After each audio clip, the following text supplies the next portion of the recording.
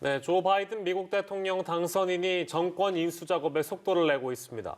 원활한 정권 인수를 위해 현 행정부 주요 기관에 접근할 수 있도록 전담팀을 이번 주에 발족할 예정입니다. 네, 전 세계 코로나19 누적 확진자가 5천만 명을 넘어섰습니다. 4천만 명에서 5천만 명으로 느는데 불과 21일밖에 걸리지 않았습니다. 밤사이 들어온 글로벌 뉴스 김지수 기자와 살펴보겠습니다. 어서 오십시오. 안녕하세요. 네, 미국 대선 얘기부터 해보겠습니다. 트럼프와 바이든이 현재 지금 어떻게 시간을 보내고 있습니까? 네, 대선 패배를 인정하지 않고 있는 트럼프 대통령은 일요일인 8일 이틀째 골프장을 찾았습니다.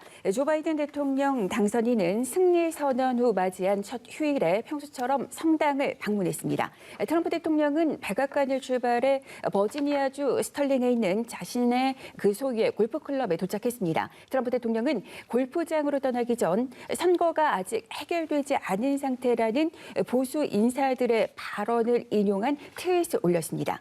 골프 애호가인 트럼프 대통령은 전날에도 이곳을 찾아서 골프를 쳤으며 바이든이 대선에서 승리했다는 소식도 이 골프장에서 들은 것으로 전해졌습니다.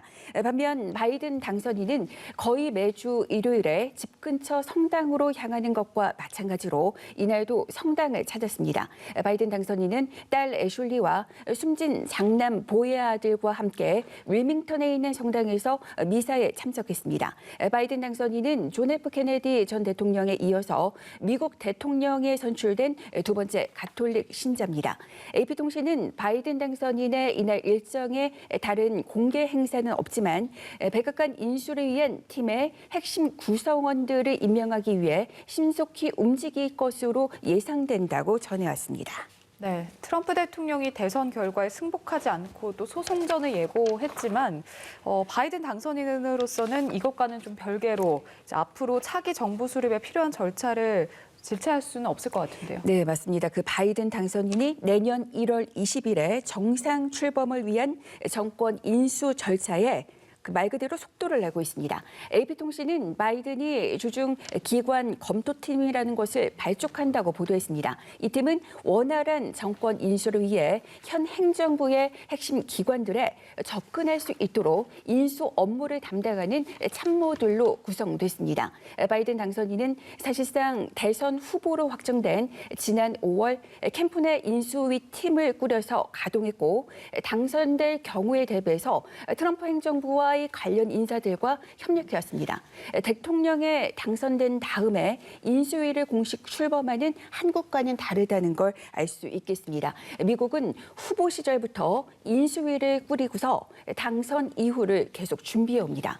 CNN은 인수위가 마크 메도스 백악관 비서실장 등 트럼프 행정부 당국자의 도움을 얻어서 업무를 진행해 왔다고 보도했습니다.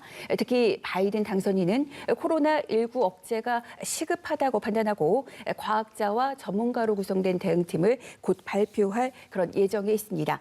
바이든이 인수 절차의 속도를 내는 건 트럼프 대통령이 대선 결과에 불복한 상태지만 취임식까지 남은 기간이 10주 남짓에 불과해서 일정이 빠듯하다는 점이 반영됐다는 것으로 볼 수 있겠습니다. 또 2000년 대선 당시 조지 W. 부시 당선인의 경우 플로리다주 재검표와 또 소송을 거쳐서 한 달여 만에 당선인으로 확정될 때까지 인수 절차를 제대로 진행하지 못해서 어려움을 겪은 그런 전례도 감안한 것으로 보입니다. 네, 바이든은 인수 절차에 속도를 내고 트럼프 대통령은 불복 절차에 나설 것으로 보이고 그런데 이제 이런 상황에서 트럼프 대통령 주변에 있는 인물들 중에 승복을 해야 한다 이렇게 목소리를 내는 사람들이 좀 늘고 있다면서요? 네, 그 중에 이제 영부인인 멜라니아 여사가 포함됐다는 그런 보도가 나오고 있는데요. 네. 그 CNN은 멜라니아 여사가 트럼프 대통령에게 대선 패배 수용을 얘기하는 그런 사람들 중 한 명이라고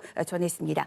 그러면서 트럼프 대통령이 승복할 때가 되어 왔다라고 조언하는 내부의 그룹이 그런 의견이 커지고 있으며 멜라니아 여사도 여기에 합류했다고 그렇게 전했습니다. 앞서 CNN은 트럼프 대통령의 사위인 제러드 쿠슈너 백악관 선임 보좌관이 승복과 관련해서 트럼프 대통령과 접촉했다고 보도하기도 했습니다.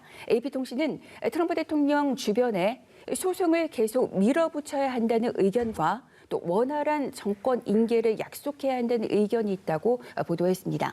대선에서 트럼프 대통령 2기 러닝메이트로 나섰던 마이크 펜스 부통령이 며칠째 공기석상에서 모습을 감추고 있습니다. 패배를 인정하지 않으며 불복 행보를 이어가는 트럼프 대통령에 대한 거리두기 그런 행보라 이런 관측이 나오고 있는데요. 현지 언론들은 펜스 부통령이 대선 다음 날인 4일 이후 공개적으로 모습을 보이지 않는다며 4년 후 대권 도전을 위한 자신의 선택지를 지키고 싶어 한다고 그렇게 분석하고 있습니다. 펜스 부통령은 5일에 트럼프 대통령이 백악관에서 심야 기자회견을 열고 불복을 시사했을 때도 배석하지 않은 것으로 알려졌습니다. 일각에서는 펜스 부통령이 백악관에서 활발하게 활동하고 있으며 캠프로부터 불복 소송 비용 모금을 위해서 후원자들과 접촉해달라는 요청을 받고 후원자들과 대화를 나눴다. 또 이런 이야기도 나오고 있습니다. 또 다른 분석도 있는데요. 펜스 부통령이 충성파로서의 역할을 이어가는 가운데서도 세간의 이목에서 벗어나려고 한다는 건데요.